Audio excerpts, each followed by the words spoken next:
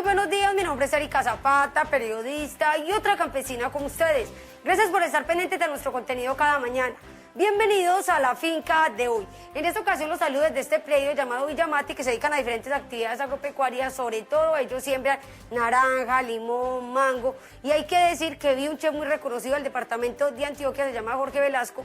Él está preparando bandeja paisa, una de las comidas más típicas acá en el departamento y pues también en Colombia, porque se ha dado a conocer a nivel internacional. Jorge, muy buenos días, cuéntenos cuál es el secreto de ese chicharrón. El secreto del chicharrón es adobarlo, condimentarlo con los condimentos que tienen en la región. Y después de que ya esté condimentado, pasarlo por harina. Y no lo tienen que echar dentro de aceite, la mínima cantidad con la grasa que él tiene, y por eso es que nos va a quedar seco. Vea, este nos queda totalmente seco, porque lo que se hace es de que bote la grasa y la harina permite que no se salpique para la cocina por todo lado. Hay que decir que aquí utilizan lo que es el trueque de productos, porque ellos también son campesinos de la región. Bienvenidos al capítulo de hoy.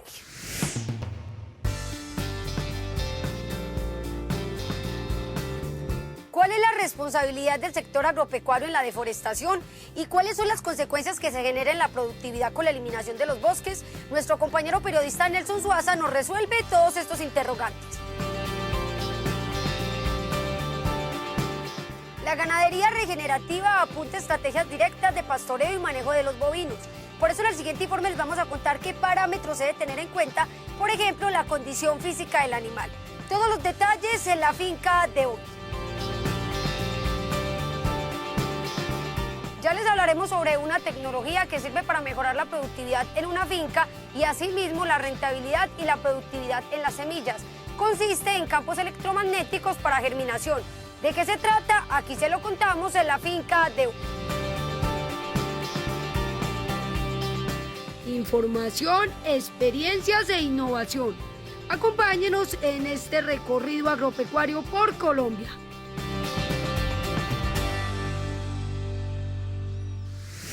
Erika, buen día. Según cifras del Instituto Humboldt, en Colombia hay 2.194 variedades de plantas y 503 especies animales amenazadas por la deforestación y el cambio climático. De otro lado, de acuerdo con datos de la Alianza por los Bosques Tropicales para Colombia y Perú, TFA, con apoyo de Noruega, Reino Unido y Suiza, la responsabilidad en su orden la tendrían la especulación de predios, el sector agropecuario y el uso de las tierras con fines ilegales con cultivos como la coca.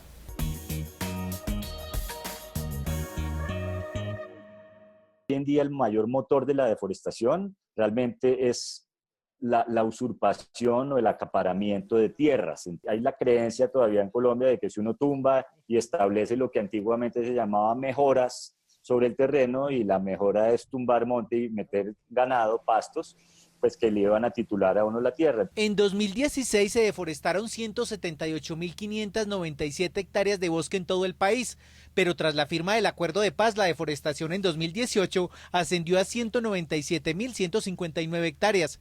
La mayor afectación se registra en los departamentos de Caquetá, Guaviare, Meta, Antioquia, Putumayo, Chocó, Santander y Bolívar. La ganadería es la que tiene mayor responsabilidad en la deforestación. Hemos hecho estudios incluso con la actividad de la palma, y la palma en Colombia en los últimos, del año 2011 a 2017, solamente deforestó 4.455 hectáreas. Según expertos, la ganadería con presencia de árboles disminuye el estrés de los animales, los impactos de la sequía, los inviernos prolongados y regula la humedad relativa. Eliminar el bosque genera consecuencias graves desde la programación misma de las siembras, veranos y heladas. Todo lo que afecta el cultivo afecta al bolsillo, que los ciclos ecológicos ya no funcionan como antes. Ya no hay una época de invierno clara, una época de verano, o el exceso de agua también pues genera mucho más virus y bacterias y puede dañar los cultivos. Que el mismo cambio climático está haciendo que los cultivos migren y que por ende las plagas migren. Los cultivos pues ya se vuelve muy caliente para algunos cultivos y lo mismo para las plagas, entonces las plagas también van cambiando de piso térmico.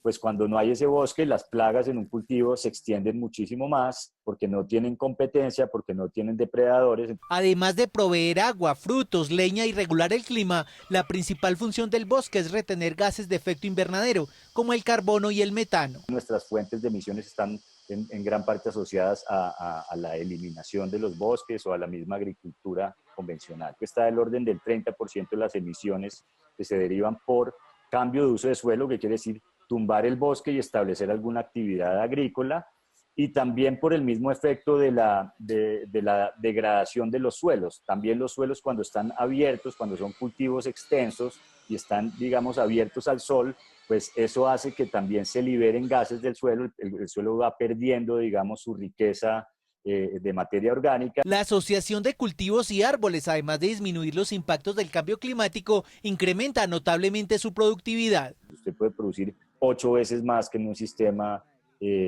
convencional o extensivo. Aquí no hay que sacrificar bolsillo, todo lo contrario, si usted sigue haciendo las cosas mal y tumbando bosque y degradando suelo, pues tarde o temprano se va a reventar y se va a quebrar porque pues, el sistema no le aguanta. En cambio, cuando usted hace las cosas bien, con sistemas más sostenibles, pues cada vez está mejorando más las condiciones de su suelo y de su finca, y por ende pues va a ser más rentable también. La invitación es a aprovechar el bosque, pero de manera racional. Es necesario diferenciar el bosque nativo de los cultivos forestales.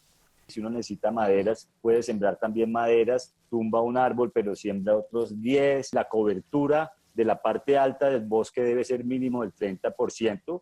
De lo contrario, quiere decir que ya lo han deforestado. Debe tener una altura mínima, una altura máxima, perdón, del dosel de 5 metros. Para el IDEAM se considera deforestación haber eliminado mínimo una hectárea, que es lo que se alcanza a detectar, digamos, a nivel de imágenes de satélite, pero realmente pues un bosque puede ser de media hectárea o hasta menos y mantenerse bien. En 2016, Colombia contaba con más de 59 millones de hectáreas de bosque tropical, territorio equivalente a unir Portugal y España.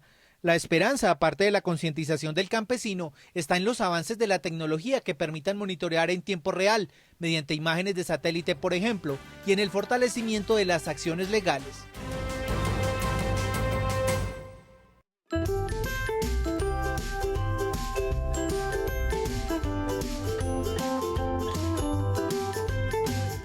La técnica de Famacha fue desarrollada por un surafricano que tenía una gran explotación de ovejas e invertía mucho dinero en desparasitantes. Hacía lo que rutinariamente se hace, que es desparasitar cada cierto tiempo, 3, 4 meses, a toda la manada o a todo el rebaño. Esto en términos económicos es bastante costoso y además trae como consecuencia que los parásitos se van volviendo resistentes y llega un momento en que la eficacia de los desparasitantes es casi nula y el problema tiende a agravarse. Entonces este señor descubrió que analizando los animales que tenían problemas de parásitos a su vez presentaban anemia. Entonces él se le ocurrió revisar la conjuntiva de los animales y allí establecer el grado de presencia de hematocritos. En la granja ovina Gratamira llevan a los animales a la manga de manejo y con hoja en mano los productores revisan la coloración de la conjuntiva de cada ovino y la califican de acuerdo con la escala gráfica de esta técnica. Cuando el tono es oscuro, el animal está saludable y no requiere desparasitación. Por el contrario, cuando está pálido, requiere tratamiento inmediato. Digamos que cuando los animales están en nivel 1, están bien, muy bien. Cuando están en nivel 2, están, digamos que de una manera aceptable. Cuando están en nivel 3, están entre el borde de estar bien y estar mal. Y cuando es evidente que los animales necesitan ser tratados. Y si aparejado a esto, en la condición corporal que se revisa de manera al tacto, digamos, y con la experiencia que van adquiriendo los que manejan los animales, encontramos que el animal está flaco o que, digamos, no está presentando algún raquitismo, entonces sabemos que ese animal también es candidato para ser desparasitado. Esta práctica la realizan cada 15 días ya que los parásitos atacan fácilmente el organismo del animal. Este productor asegura que si el animal no se sana rápidamente y reincide pese a la desparasitación, deciden descartarlo o aplicarle un producto más fuerte. Sin embargo, aquí evitan el uso de algunos productos ya que son perjudiciales para las praderas. Está demostrado que la ivermectina, las doramectinas, que se van en las heces de los animales, dan muerte por ejemplo, a una especie que es benéfica para las praderas, que es el cucarrón o escarabajo estercolero.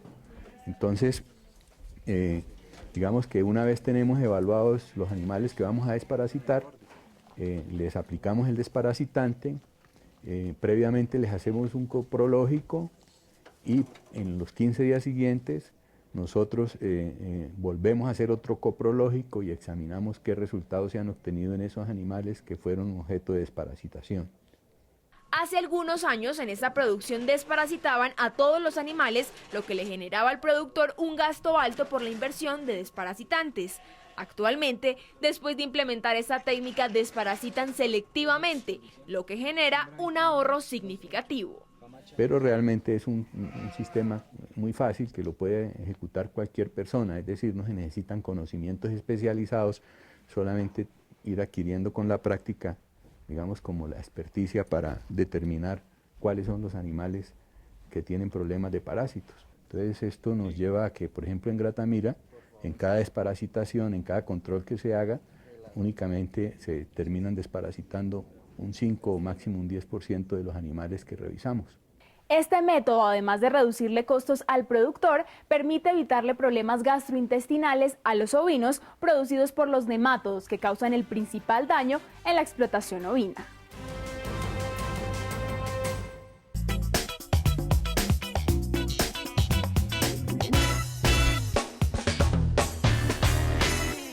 Para seleccionar el biotipo de animal en una producción bovina, se buscan aquellos ejemplares que se adapten eficientemente al entorno y las condiciones de la explotación. En el caso de una ganadería regenerativa, en donde se maneja el pastoreo sin hacer uso de insumos externos, en ocasiones de ultra alta densidad y pastoreo no selectivo, la escogencia del animal es más minuciosa. No todo animal se nos adapta a este tipo de pastoreo.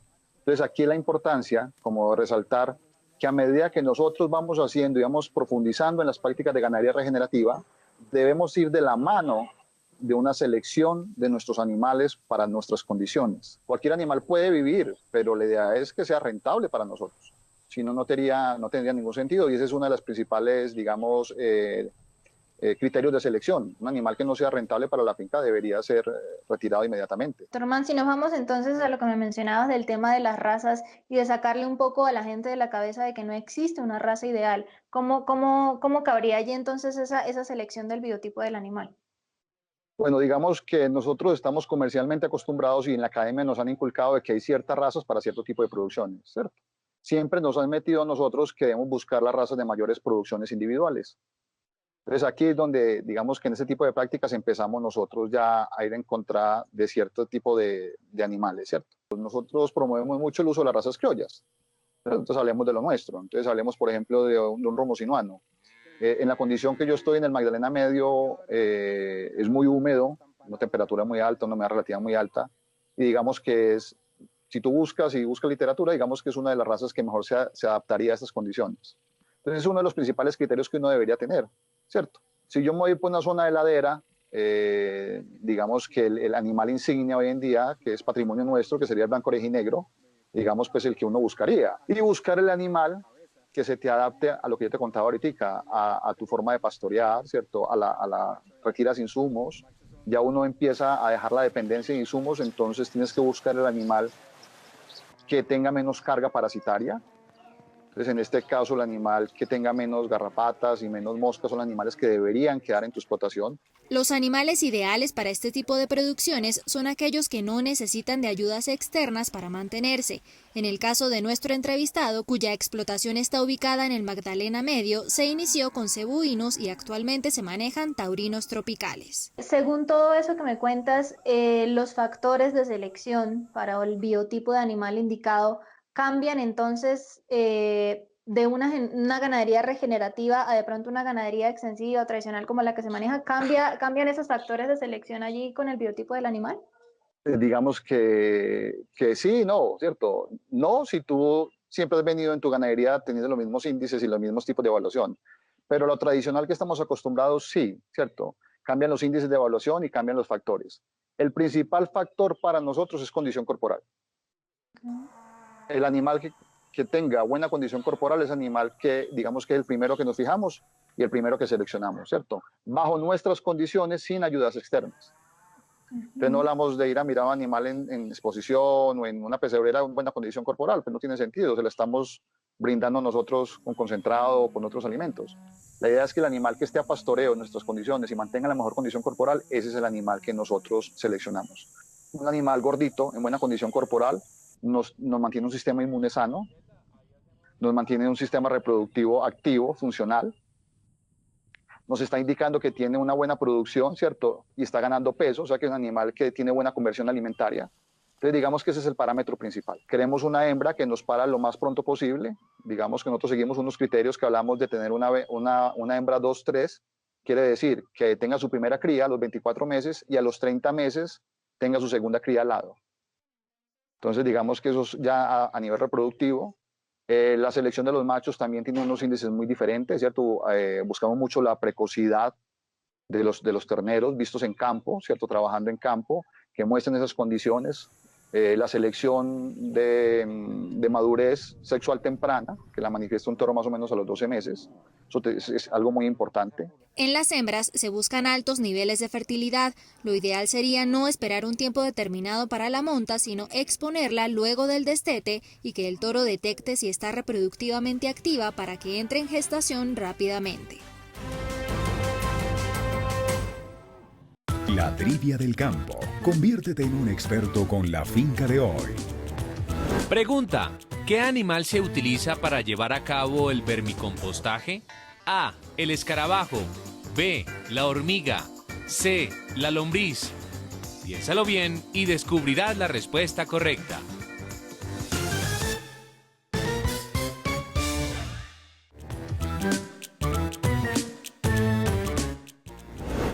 Pregunta: ¿qué animal se utiliza para llevar a cabo el vermicompostaje?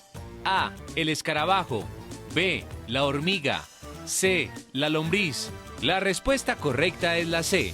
En el proceso de compostaje utilizamos las lombrices para madurar el compost y producir humus de lombriz o vermicompost. De esta manera se acelera el proceso y se obtiene un producto más rico en nutrientes y con una riqueza microbiana superior a otros tipos de compost.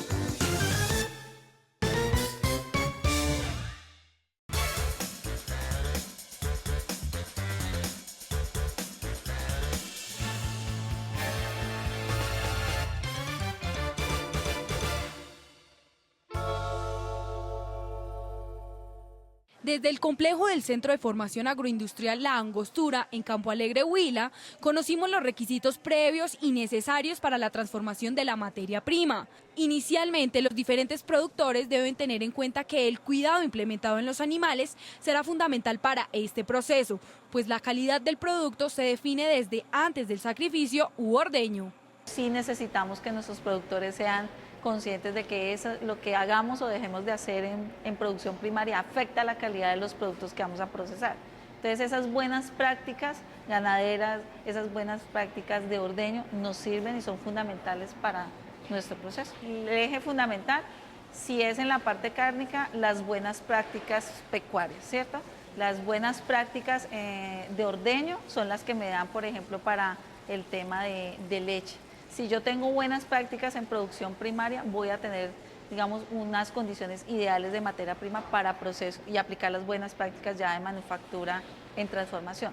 Además de las condiciones en las que el productor envía el alimento, se debe ser riguroso en el transporte, ya que este factor es uno de los más representativos cuando hablamos de contaminación de la materia prima. Es por eso que previamente los trabajadores de este complejo realizan pruebas químicas, físicas y sensoriales para rectificar qué productos son aptos o no para la transformación. En el tema de cárnicos hacemos una prueba de pH, ¿sí? Para identificar ese parámetro de calidad. Identificamos en la parte sensorial aroma, color, que son características, y textura, características que son visuales, pero que nos dan a dar el parámetro para dar ingreso o no. En productos lácteos, el equipo de trabajo realiza controles de temperatura, verificación de pH y pruebas químicas, pues los productos que no cumplan las condiciones específicas no serán utilizados para el procesamiento alimenticio, debido a que en fases de cocción y almacenamiento se verán afectados. Además, se evitarán enormes pérdidas económicas. Hacemos pruebas de calidad como pH, acidez titulable, identificamos una prueba de alcohol para mirar si en procesos de cocción puede haber algún, digamos, deterioro o una afectación. También hacemos pruebas de adulterantes para identificar si tiene almidones, si tiene presencia de algún conservante o si es afectado por la presencia de un antibiótico que venga desde como tal producción primaria. Entonces, pérdidas económicas tenemos y muchas. Si yo no hago una valoración, si yo trabajo con materia prima que no cumpla las condiciones establecidas de seguridad, se va a ver afectados los procesos y voy a tener pérdidas. El control de calidad es fundamental para estos procesos de modificación, ya que a la hora de comercializar existirá un significativo valor agregado respecto a estas producciones. Habrá un aprovechamiento desde el 35 hasta el 75% del producto primario y los subproductos que resultan de allí. En la parte cárnica tenemos transformación en carne de res, cerdo, aves y pescado, pero básicamente en carne de res y cerdo hacemos toda la línea de embutidos, ¿sí? Chorizos, butifarras, longanizas, salchichones, salchichas, jamones, son toda la línea de, digamos, derivados embutidos que nos sirven como valor agregado para un aprovechamiento de esa materia prima inicial. En temas lácteos se manejan productos de diferentes variedades: quesos, yogures, leches condensadas, helados, postres y muchos más, de los cuales se genera un provecho absoluto. Esta es la razón por la cual diferentes empresas y cooperativas de leche incentivan a productores que ofrezcan leche de alta calidad y cumplan con los requisitos específicos. Se identifica precio por calidad. Se paga porque el productor tenga una calidad que cumpla los requisitos que están establecidos, entonces le doy una bonificación adicional. Finalmente, cada productor debe recurrir al cuidado y manejo correspondiente del alimento que venderá, para así permitir que el procesamiento de carne y leche sea exitoso y genere un valor agregado que beneficie a toda la línea de producción.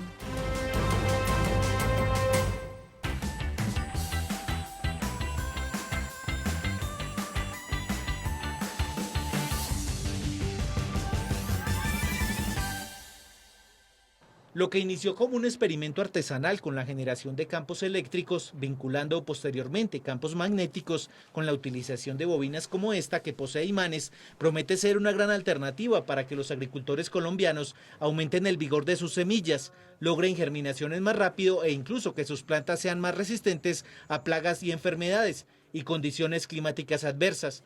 La investigación, que es realizada por un equipo interdisciplinar de las Universidades Uniagraria y la Universidad Cooperativa de Colombia, tiene ya resultados comprobados con 2 especies vegetales, maíz y girasol, tanto aceitero como el que se usa en la industria floricultora.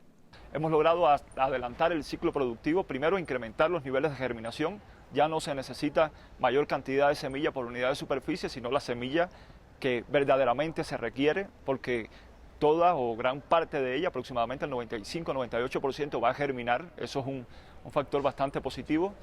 Hemos logrado incrementar la velocidad de crecimiento, que las plantas crezcan más robustas, adicionalmente que incrementen su contenido de biomasa y la clorofila.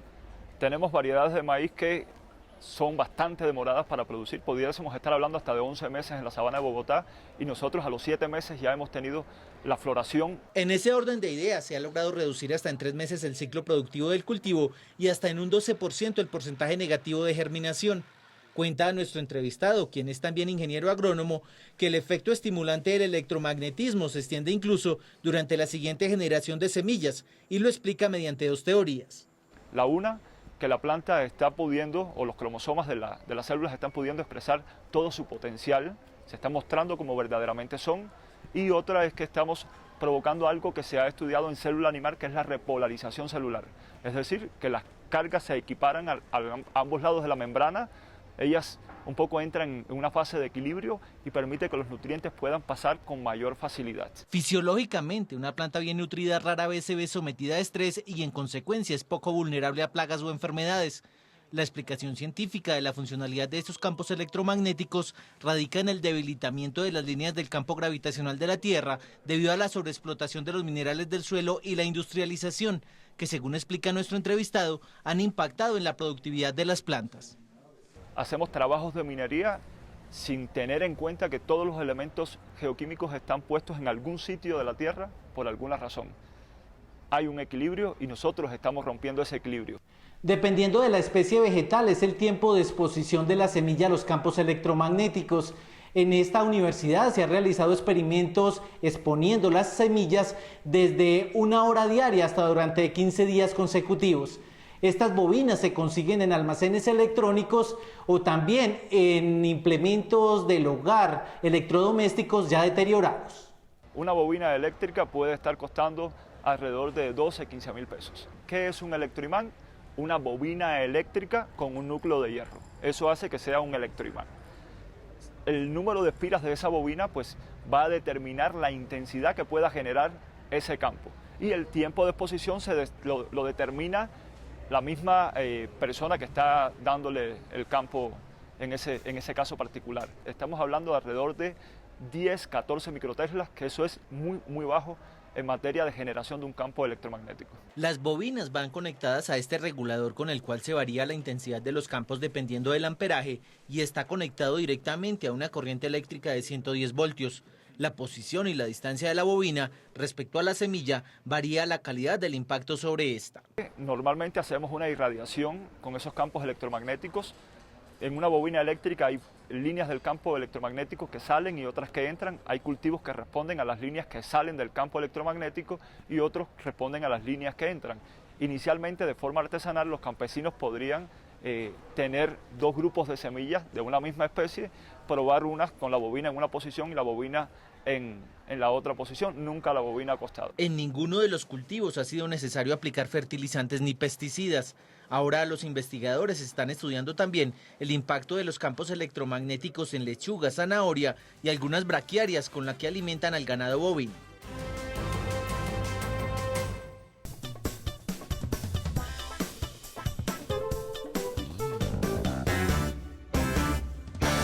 En departamentos carentes de agua como La Guajira, diferentes fincas han optado por la implementación de sistemas híbridos para la extracción de aguas subterráneas en sus fincas.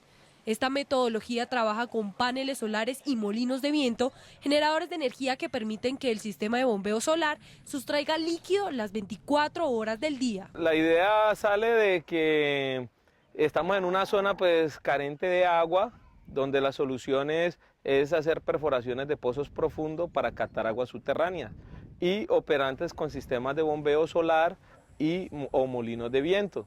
Este híbrido lo que se busca es tener agua 24 horas al día, donde el sistema de bombeo solar es directo, nos trabaja de 7 de la mañana a 4 de la tarde y el molino de esa misma hora hasta el otro día a la hora que arranca el sistema solar. Como tenemos buenas condiciones de ambos, velocidad del viento y hora sol, entonces ahí suplimos la necesidad para la finca. El equipo de bombeo solar, que está conformado por 15 paneles solares de 270 vatios a 24 voltios, con una bomba que rinde entre 80 y 100 metros cúbicos en aproximadamente 8 horas de luz día. El molino de viento, que por su parte tiene 12 metros de altura, un motor número 12 y rinde entre 1 y 2 litros de agua por segundo dependiendo de la velocidad del viento. Estos permiten la obtención desde 200 hasta 220 metros cúbicos de líquido al día. Y el bombeo solar, por medio de bombeo, mandamos a sistemas de riego por goteo para manejar la parte de forraje. En este caso maíz, sorgo forrajero, donde se hace un silo a medida que pues por cosechas. Se utiliza pues para los quehaceres de la finca, para toma de agua de los animales, para lavado de corrales, también la finca cuenta con porcinos, entonces para el uso de ellos, bebida de ellos, el consumo de la vivienda de los trabajadores, lavado de ropa, para todos los consumos de la finca, ese es este sistema. Este sistema se logra a través de estudios específicos, donde personal especializado evalúa su predio y determina en qué zonas puede realizar la extracción y con qué características debe llevar a cabo este proceso, ya que todos los territorios no manejan las mismas condiciones acuíferas. Además, tiene un costo-beneficio que permite que la productividad de su finca sea sostenible y no se detenga por factores adversos. Todos estos proyectos van ajustados específicamente, geográficamente, a la ubicación donde está, digamos, el ganadero ubicado. Partiendo de la ubicación, así igualmente se plantea la solución. Se mira desde el punto de vista de la sostenibilidad o la productividad de la finca, donde un ganadero deja meses de ordeño, donde la producción es láctea, es pérdidas totales, es insostenible. Mientras que con estos sistemas, equilibrar la alimentación para tus animales, mejorar la productividad de tus animales, te está dando un ingreso mensual fijo casi, donde tú puedes afrontar todas tus necesidades. Tras los múltiples cambios climáticos que ha sufrido este departamento, los productores vieron como solución este método de extracción que, aunque tenga un alto costo económico en su implementación inicial, las utilidades se verán reflejadas a futuro, ya que las estructuras del sistema híbrido tienen un lapso amplio de utilidad y le propinará una constante producción. Es un pozo de 140 metros de profundidad revestido en 6 pulgadas. Tiene un rendimiento de 8 litros por segundo. El agua es vital para cualquier trabajo que pretenda realizar. Es por eso que nuestro entrevistado recomienda este tipo de soluciones, pues con el paso del tiempo recuperará el monto inicial de la inversión, saciará las necesidades vitales de su finca, como bienestar de animales y trabajadores, para así mantener los niveles productivos y no generar costos adicionales.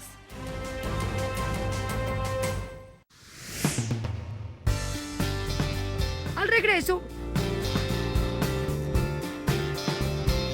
veremos cómo hacer mejoramiento a sus praderas para una mejor calidad en la alimentación de sus animales y conoceremos los daños que ocasionan las micotoxinas a los cerdos. Continuamos con nuestro recorrido agropecuario.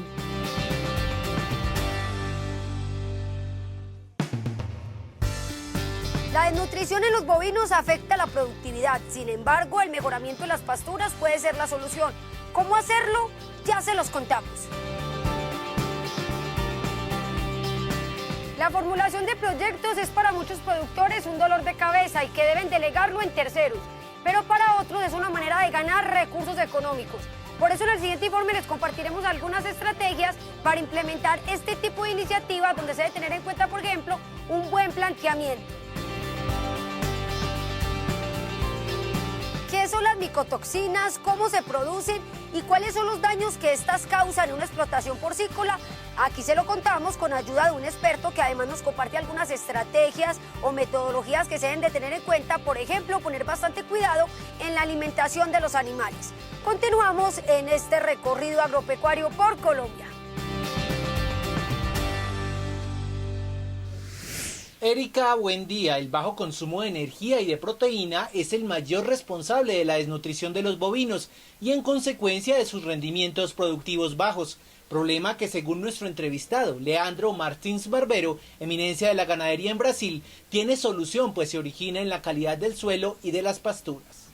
En Brasil, 90% de las fincas trabajan exclusivamente a pasto. El conteúdo de proteína, energía, de fibras son totalmente de la pastura. El costo de producción es bajo. La primera sugerencia para mejorar el sistema ganadero es la apertura al conocimiento, teniendo claro que cada finca es un mundo diferente. En relación con los animales, la atención de su nutrición empieza desde el momento mismo de la concepción. El principal alimento que un ternero tiene en su vida es la leche de su mama. Entonces, con 40, 45 días empiezan a consumir las pasturas. A diferencia de nuestra cultura, que pastorea de acuerdo con la edad de los forrajes, nuestro entrevistado recomienda hacerlo por aforos de altura. Por ejemplo, en la Mombasa, los animales deben estar solo mientras la longitud esté entre los 90 y los 45 centímetros. En Kikuyo y Marandú, entre los 30 y los 15 centímetros. De lo contrario, incluso la salud de los bovinos puede afectarse. La pastura tiene mucha agua, podemos tener problemas digestivos de los animales. Por otro lado, cuando los animales están en una pastura que está muy grande, demasiada, con hojas muertas, las pasturas tienen baja proteína, tiene mucha fibra. A pesar de la inversión en suelos y forrajes, también hay que tener en cuenta que la suplementación y la raza impactan el 60% del rendimiento productivo.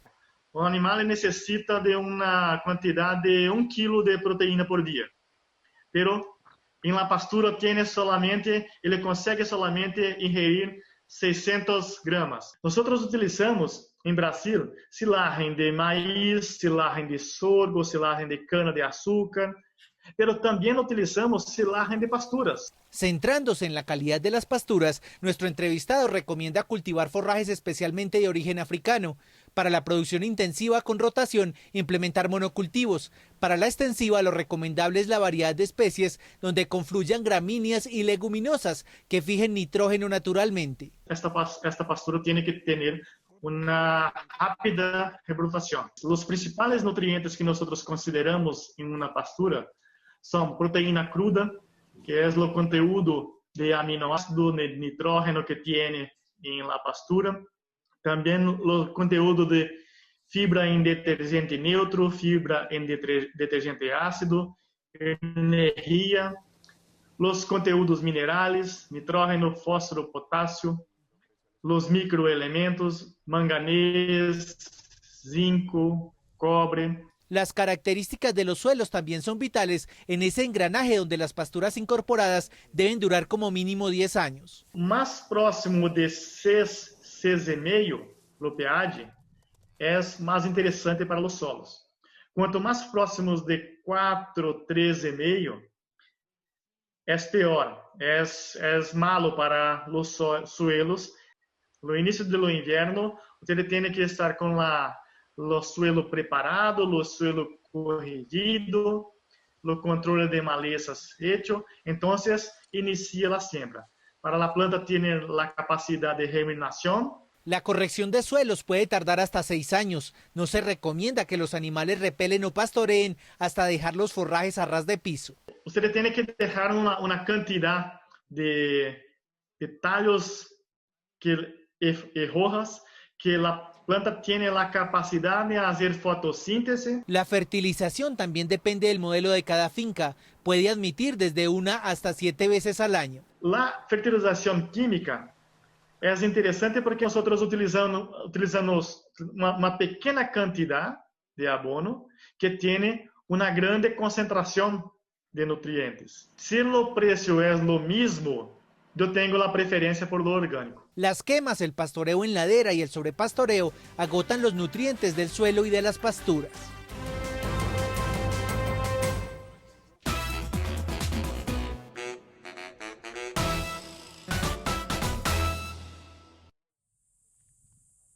Aunque durante años a la crianza de ganado bovino se le ha atribuido gran parte de los efectos negativos en el ecosistema, lo cierto es que esta actividad pecuaria se puede ejercer bajo diferentes enfoques, teniendo como pilar fundamental la implementación de prácticas de conservación de flora y fauna.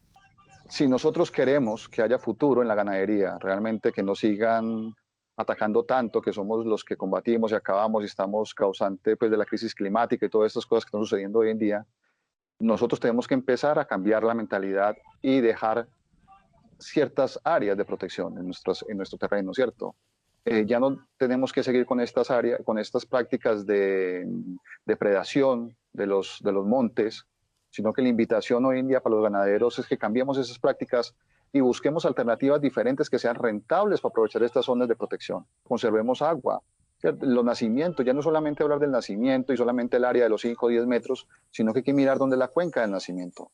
Ir allá y conservar no solamente los 30 metros, sino dejar toda esa montaña realmente en conservación. Los ganaderos pueden pensar que estarían sacrificando espacios para aumentar la carga animal de la finca. Sin embargo, los beneficios que generan las prácticas de conservación también infieren en el sistema productivo. Estamos nuevamente favoreciendo ese ecosistema, ¿cierto? Favorecemos los servicios ecosistémicos, que es un tema pues, que se trata poco, ¿cierto? Estamos favoreciendo el agua, la fauna, la flora, y volvemos a ver cómo los animales están presentes en nuestras fincas. Empezamos a convivir nosotros con venados, empezamos a convivir con micos, iguanas, ranas, bueno, en el caso mío yo tengo panteras, ¿cierto? Puma, la pantera oca, el jaguar, perdón, no es puma, el jaguar, ¿cierto? Y hay otra especie de felinos que ya han empezado a venir a la zona. Tenemos que dejar de ver eso como una amenaza también en nuestra ganadería, ¿cierto? Que es que tenemos que acabar con el felino porque se nos come un ternero o dos. Hoy en día estamos haciendo prácticas de mitigación de ataques de felinos, donde antes teníamos, no sé, un 3%, un 4% de mortandad por culpa de felinos, se ha reducido un 1%, pero también hay que ser conscientes de que dejarle espacio a ellos. Obviamente con la flora también se obtienen muchas ventajas en lo que tiene que ver con la conservación y todas esas prácticas que ustedes aplican en la ganadería, ¿cierto? Sí, total. Nosotros con esto pues promovemos, digamos, la expresión de toda la fauna nativa, todo lo que está en el entorno. Entonces realmente favorecemos un ecosistema. No traemos especies de otras áreas y digamos que de pronto no sabemos qué daños puedan ocasionar a nuestro ecosistema. Eso nadie lo sabe realmente, nadie se lo imagina. Pero cuando nosotros empezamos a traer especies foráneas podemos ocasionar un gran daño. Entonces, en estas prácticas de nuevas que se proponen hoy en día de ganadería sostenible, sustentable, regenerativa, ¿cierto? Amigable con el medio ambiente, es que promovamos otra vez esta creación de este sistema, ecosistema natural, para que lo que esté ahí sea lo nativo de ahí y sea lo que realmente corresponda a la zona. Entonces, prácticas específicas en lo que tiene que ver con esa finalidad de conservación en la ganadería, es decir, de pronto que nos puedas enumerar unas 5 o las más importantes allí para que los ganaderos tengan en cuenta. Bueno, yo creo que la más importante de todo es prohibir la caza y eliminar la caza, dejar que el ecosistema actúe. Entonces, inclusive es mejor no hacer nada en el sentido de solamente cerrar un área y que ella misma se restaure, porque es una manera natural y ahí va a nacer lo que realmente necesite el entorno y el ecosistema. Hacer los encierros correspondientes para, obviamente en esos casos, si queremos fomentar la conservación, debemos impedir el acceso a los animales, ¿cierto? Es como mantener unas áreas protegidas dentro de mi predio. Para la restauración de zonas despobladas en la finca, con suelos degradados o áreas montañosas de difícil acceso, también hay estrategias específicas y sencillas de aplicar. Se hacen como secaderos de ropa, no sé si me hago entender, unas líneas de guadua con un cable encima y se le hacen cebaderos a los animales. ¿Para qué? Para que vengan las aves acá, nos rieguen su semilla y haya una restauración, digamos que de una manera natural. Reciclar residuos y transformarlos también contribuye a la conservación del ecosistema, mejorando la producción al mismo tiempo. Utilizar subproductos agrícolas como suplemento para los animales en épocas de sequía incrementa la calidad y cantidad de abono orgánico para fertilizar la tierra.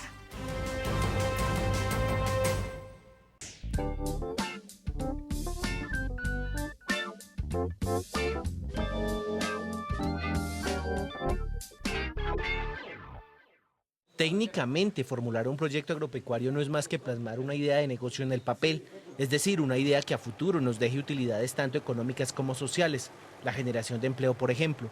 Por eso se dice que quien recibe el texto debe quedar totalmente convencido de apoyarnos, debido a que en ese documento, que por cierto debe ser claro, conciso y preciso, identifica 3 características fundamentales: rentabilidad, productividad y competitividad. Así lo entendió la Asociación de Ganaderos del municipio de Paicol, departamento del Huila, la cual asegura que el 80% de su patrimonio ha sido gracias a la formulación de proyectos. Por eso, su primera recomendación por experiencia es perder el miedo a la hoja en blanco, perder el miedo a escribir.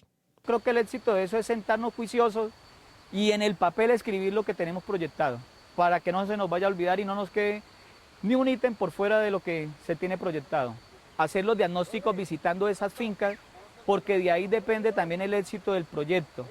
En escasos 4 años de trabajo como organización, ya tienen un banco de equipos y maquinaria valorados en 440 millones de pesos que les permite desde la siembra de cualquier cultivo hasta su cosecha, el procesamiento de forrajes para la alimentación de los bovinos e incluso el instrumental necesario para la realización de procedimientos médicos veterinarios.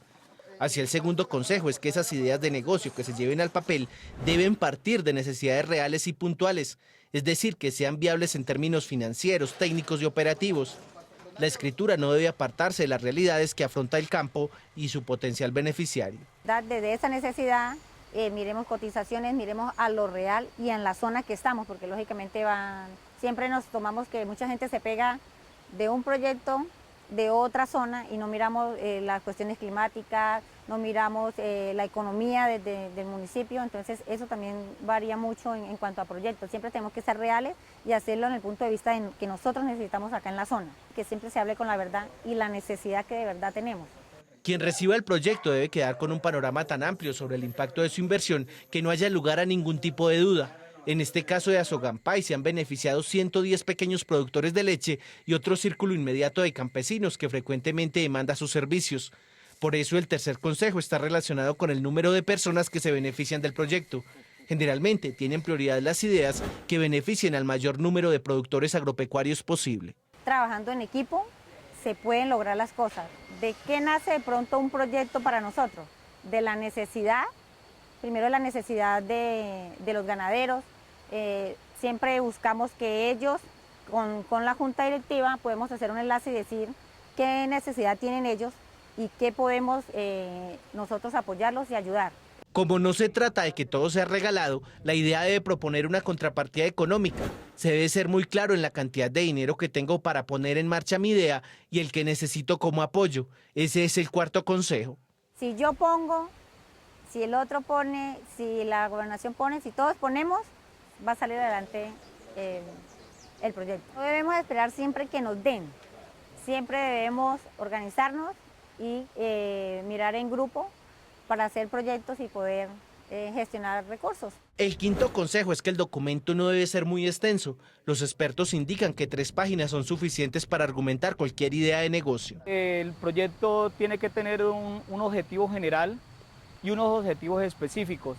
Descripción del proyecto, la justificación, un cronograma de actividades y lo más importante, el presupuesto. Tener ojalá cotizaciones, tener unos cronogramas de actividades definidos para poder mostrar y decir en qué tiempo vamos a gastar los recursos que estamos solicitando. Resumiendo, la formulación de un proyecto agropecuario es una secuencia de tareas a ejecutar con tiempo y dineros delimitados previamente, que se resume en un documento que contenga en su orden justificación, diagnóstico y análisis de un problema, propuesta de solución o intervención, definición y descripción de los beneficiarios, objetivos, planeación enfocada en resultados, cronograma de actividades y descripción de cada uno de los costos de la ejecución.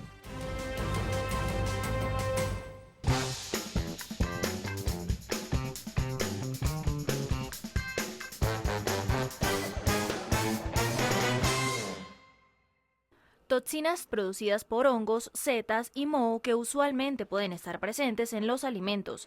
Así se definen las micotoxinas. En la granja porcícola particularmente, la presencia de dicha sustancia acarrea detrimentos en la salud de los animales, afectándolos no solo a nivel hepático, sino también ocasionando daños en su sistema reproductivo. Se presenta más que todo cuando uno ve pelusas sobre el alimento que quedó de días anteriores en los comederos o en las camas como tal. El animal deja de comer, hay un adelgazamiento total de los cerdos, los pequeñitos presentan diarreas, ¿cierto?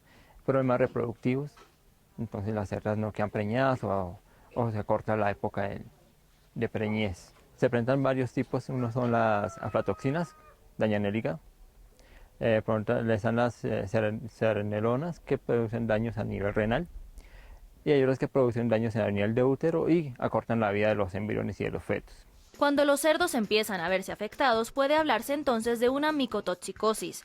En un nivel medio de contaminación de micotoxinas aflatoxinas, se afecta la buena digestión de los nutrientes en los animales, ocasionando entonces bajas en la condición corporal. Cuando la presencia de estas sustancias es abundante en la granja, el hígado de los cerdos cambia su color a amarillo y se vuelve quebradizo.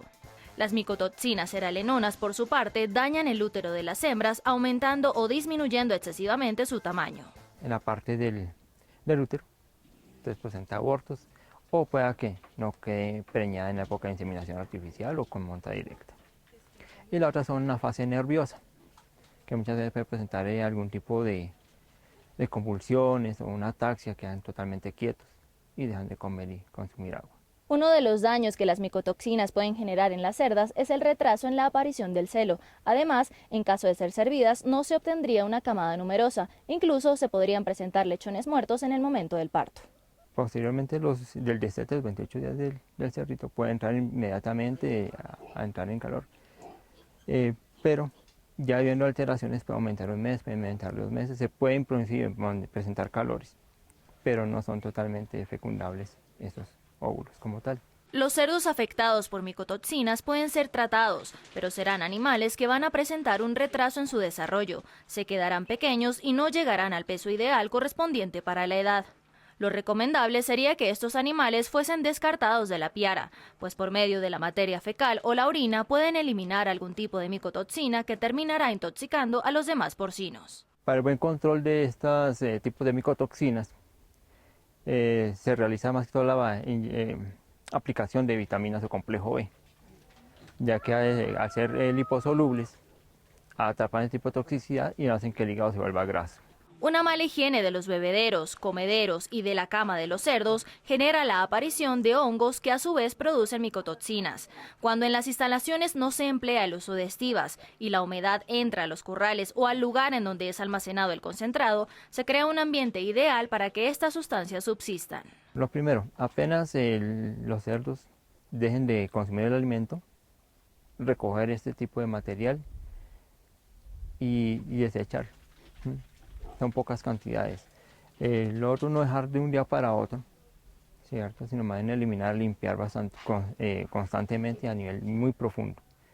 Sacar esos materiales, desecharlos y hacer una desinfección completa. Ya puede ser con hipoclorito de sodio y posiblemente si se puede utilizar la formalina sería lo ideal. Aumentar la aplicación de vitaminas inyectables del complejo B1, B2 y B6 es lo que médicamente se recomienda para tratar la micotoxicosis. Estas inyecciones proporcionan una protección extra a los cerdos a nivel nervioso y hepático, además de estabilizar los glóbulos rojos en el organismo. Aquí está Jorge sirviendo estos deliciosos frijoles con pezuña. Jorge, ¿cómo los hizo? ¿Duró mucho haciéndolos? No, generalmente si se dejan remojando del día anterior y luego lo que hacemos es cocinar la pezuña hasta que se desprenda la carne del hueso. Y luego, después de que esté blanda, agregamos los frijoles, los ponemos a cocinar y ya los calamos, bien sea con el plátano, con la uyama, con la calabaza, con lo que tú quieras. Y lo que no nos puede faltar, el hogao o el guiso criollo nuestro colombiano, que es la cebolla, el tomate y el cilantro. Sobre todo la gente lo consume con qué, con pezuña o sobre todo con qué producto. Generalmente lo más rico y aquí en Antioquia es de que venga con pezuña.